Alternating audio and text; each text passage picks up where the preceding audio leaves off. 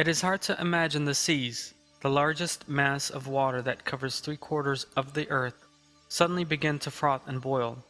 We have no previous experience to help us imagine the terror of that moment.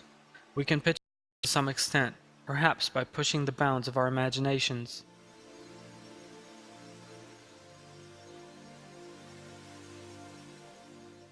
There was weight on that day. This means that the subterranean stratum, at a temperature of around 4,500 degrees, will pour out of everywhere it can do so. This will also certainly apply to that which is beneath the sea. Anyone who has seen the progress of lava under the sea on a documentary program has witnessed a stunning scene.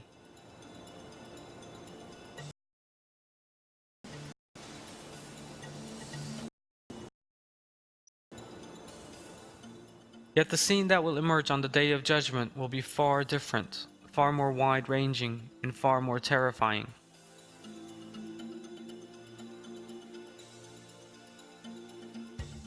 All the seas on the earth will burn, and an unstoppable mass of fire and flame will head towards human beings. All the seas will solidify on that day. Allah tells us this in the relevant verse.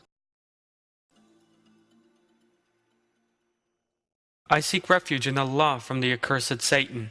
When the oceans surge into each other, as a result of the events that take place, life in the sea will come to an end, just like that on land. The seas, which normally cause feelings of cool and comfort, will suddenly begin giving off an incredible heat. Clouds of flame will replace the giant waves in the oceans, and the smoke in the air will consume much of the oxygen there.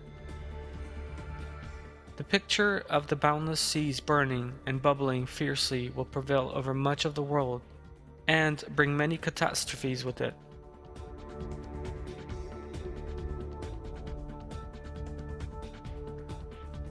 The overflowing of the seas is one of the phenomena the Qur'an tells us will take place on the Day of Judgment.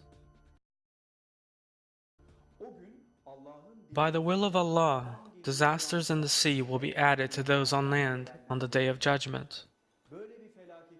It is sufficient for Allah to so will for this and similar catastrophes to take place.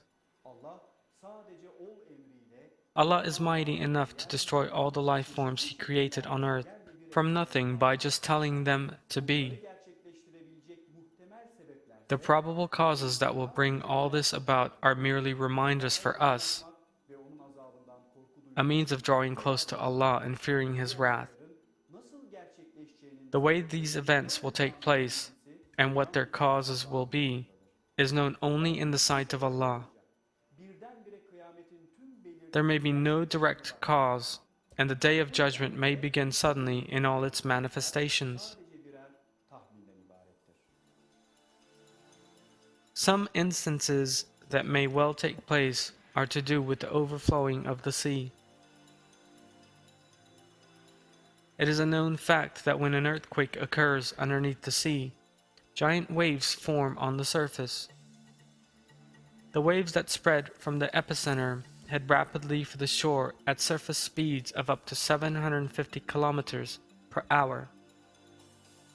Waves not even 1 meter tall in the middle of the ocean can rise to several meters in height when they reach the shore.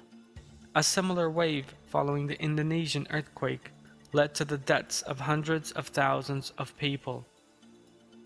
As we have seen, although earthquakes or volcanic eruptions that take place under the sea affect only a specific region, they also cause the seas to overflow and kill thousands of people.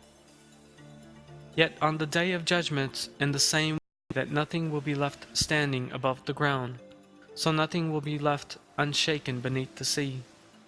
The seas will therefore overflow due to the powerful tremors occurring underneath them, and this will impact the whole world in a manner incomparably more powerful than that tsunamis we know today.